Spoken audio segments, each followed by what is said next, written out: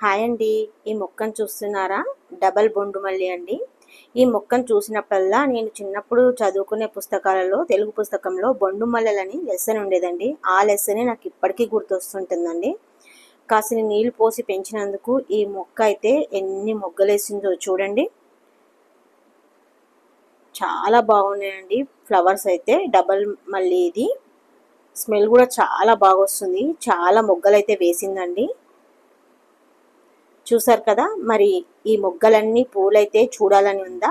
సరే, నాతో పాటు మీరు కూడా చూసేయండి. నెక్స్ట్ డేకి ఈ మొగ్గలన్నీ కూడా ఎంత బాగా విచ్చుకున్నాయో. చిన్న మొక్క అయినా కూడా చాలా పువ్వులు వేసిందండి. ఇంత ముందుకు లాస్ట్ ఇయర్ వేసింది, కానీ ఒక 2-3 ఫ్లవర్స్ వచ్చేసి ఇంకా ఫ్లవర్స్ అయితే ఇవ్వలేదండి. ఈ మొక్కకి మెయిన్గా మనకి సన్లైట్, ఎయిర్ అండ్ వాటర్ ఉంటే చాలండి.